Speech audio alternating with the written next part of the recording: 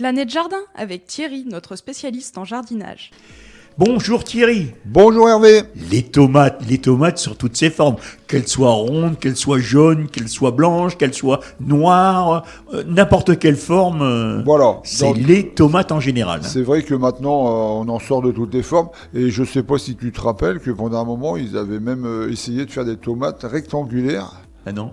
Non, mais là c'était pour justement les positionner dans des boîtes. Voilà. Ah, là c'est grave. Là, franchement ça m'a épaté quand ils ont dit ça, mais bon, enfin qu'importe, ils l'ont pas fait, tant mieux. Non, c'est resté aux olivettes alors. Voilà, les olivettes c'est très bien, donc toutes les tomates, c'est vrai il y en a toutes les sortes, on peut les faire à toutes les sauces, c'est vraiment le légume estival qu'on attend tous, en sachant Alors, que tu me parles de légumes, c'est un légume ou un fruit? c'est un fruit. Voilà. Voilà, c'est un fruit. Parce que bien mais- souvent dans la tête Ouais, des gens. ouais, c'est vrai, t'as raison. Mais c'est vrai qu'on parle des légumes Oui. parce que, mais en fin de compte, c'est un légume fruit, quoi. Mais voilà. Donc, en sachant quand même, pour revenir sur nos seins de glace, on est le 14 et 15, on est le week-end là. Mais en tout cas, 11, 12, 13, on était encore sur nos seins mammaires, pancras et cervée. Oui, les seins de glace, oui. Voilà, les seins de glace. Et je sais pas si ça te dit sur ce dicton, ouais, je vais pas te dire le dicton, mais il y a aussi le 25, la Saint-Urbain. Oui. Et le 25 à la Saint-Urbain, on dit que lui, il tient les 3 seins de glace dans sa main. Ça veut dire qu'il peut y avoir un coup de glace, Encore le un 25. coup de gel jusqu'au 25. Ouais. Mais bon, on est plutôt dans un... Non, mais tu dis ça en prévision, quoi. Faut voilà, faire attention. c'est simplement pour dire Ouais. que c'est le dicton qui disait Oui. ça, mais en sachant que maintenant, bah oui, avec le On peut aller réchauffement jusqu'au climatique, 25, avoir encore des coups de froid. il faut faire attention. Ouais, on peut avoir un coup de froid et c'est Saint-Urbain qui les tient dans sa main. C'est un peu le dicton de l'époque, mais voilà.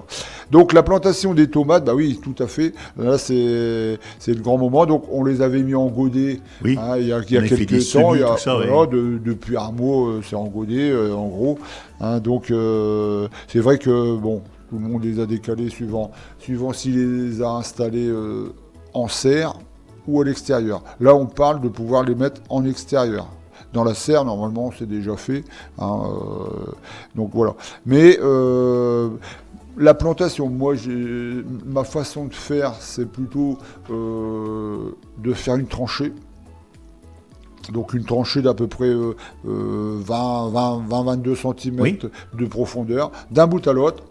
Donc là, je vais installer mes tomates directement dans la tranchée, sauf si, par exemple, on a des tomates qui sont vraiment trop grandes. Ça peut arriver qu'on ait des tomates qui fassent 40 cm. Alors on va dire, oh, ils ne vont pas marcher. Au contraire, ils marcheront très bien. Mais il va falloir les planter couchés. D'accord. Voilà. Donc on va les coucher. On va juste laisser dépasser 10-12 cm, en faisant très attention de ne pas casser quand même Les la tiges, tête. oui. Voilà. Et donc on va épouser la forme de la Oui. tomate. Et donc on va les planter au mieux, ce serait de les mettre à 80 cm. Parce qu'il faut essayer d'avoir un maximum d'air entre chaque pied, justement, pour les mildious, tout ça. Donc si on peut avoir un maximum d'air, ça ne sera que mieux pour justement éviter tout ce qui est humidité. Ensuite, au fond de la tranchée, moi je continue encore avec mes orties. Oui. Donc mes orties broyées, je coupe, je les broie avec mon broyeur et j'en mets 5 cm tout le long. Ensuite, compost. Tu recouvres donc les orties avec du compost. Voilà. Je recouvre les orties avec du compost, parce qu'on dit toujours qu'il ne faut pas que les racines touchent directement aux orties, Oui. parce que bon, certainement que ça va fermenter un peu, ça va chauffer un peu, donc voilà. Donc on met un compost, 7-8 cm de compost, même s'il n'est pas complètement fini, mais bien avancé, c'est pas bien que ce soit fin, c'est pas le problème. Donc là, ça va être trop bon, et après, on va continuer avec la terre qu'on a enlevée de la tranchée.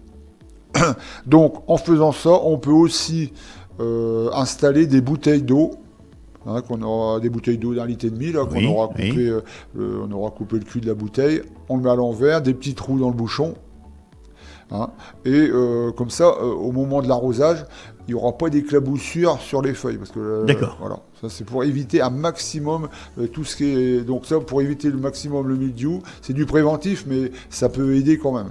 Donc c'est justement la bouteille, bon, pour pas justement les éclaboussures, les espacer un maximum. Si on a de la place, je dirais même... moi, comme je taille pas, parce qu'il y a toujours deux écoles, ça on en parle à chaque fois, il y a ceux qui taillent pas. Donc là, quand on taille, automatiquement, il y a plus d'air qui passe. Moi, je taille pas, donc moi, à la rigueur, je vais encore les espacer encore plus. Et puisque tu parles d'espacement, est-ce qu'on pourrait mettre quelque chose entre deux? Exactement.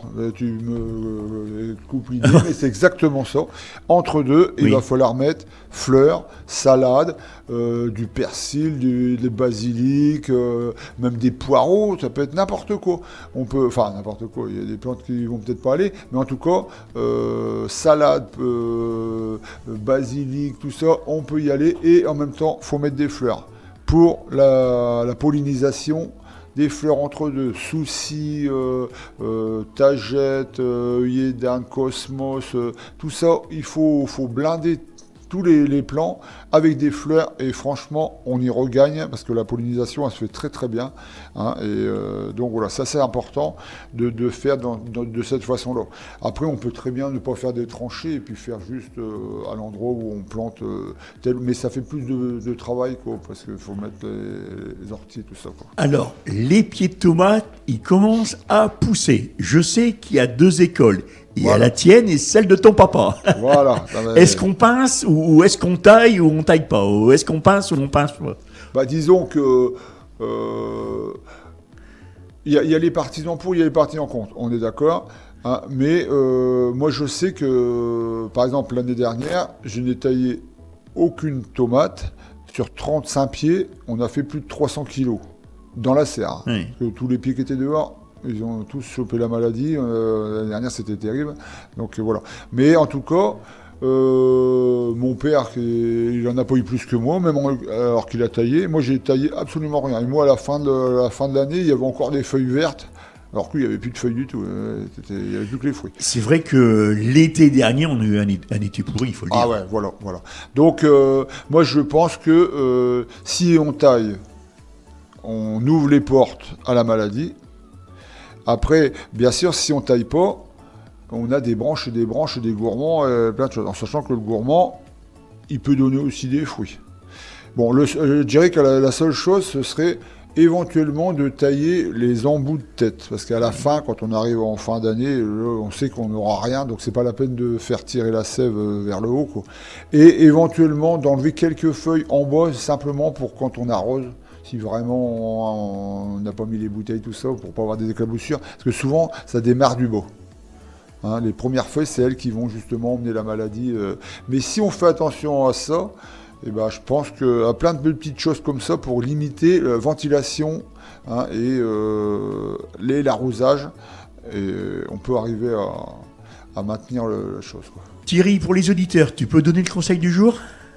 Oui, donc là, le conseil du jour, donc là, je vais revenir un petit peu sur mes pommes de terre qu'on a plantées il y a déjà un moment. Donc là, on peut éventuellement encore rebuter encore un petit coup les pommes de terre. Ça va encore nous enlever un petit peu nos herbes indésirables, mais c'est surtout aussi, une fois que ça c'est fait, là, on peut se permettre de pailler. Suivant le temps, bien sûr, si il pleut énormément, c'est pas trop bien, mais quand il fait sec, depuis un moment, on va voir comment que ça va se passer. Bon, pour l'instant, il fait bon, là, mais voilà. Mais en tout cas, un paillage, que ce soit la tonte, plutôt que d'aller s'embêter, on est en train de tondre à côté, et hop, un petit peu de gazon entre les pommes de terre, ou de la paille qui traîne là, ou voilà, toutes des choses comme ça, ça peut pas faire de mal aux pommes de terre, et ça peut qu'embellir notre terre.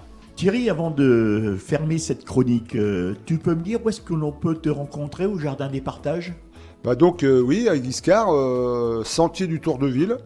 C'est situé, en fin de compte, la petite ruelle située en face l'entrée de l'ancienne maison de retraite, oui. Route de Fréniche. Et on peut te contacter comment ? Avec ton téléphone ? Oui, disons, oui, par téléphone, 06 47 25 26 91. Et autrement, par mail, éventuellement, thierry.letupe, LETUPE, thierry.orange.fr. Et on peut te rencontrer quel jour là-bas au Jardin des Partages? Disons qu'actuellement, je veux dire que j'y suis tout le temps parce que j'ai mes locataires, mes poules qui ont besoin de moi matin et soir.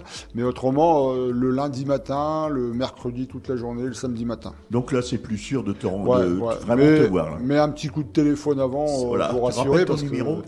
Tu rappelles ton numéro, téléphone? Oui, donc le 06 47 25 26 91.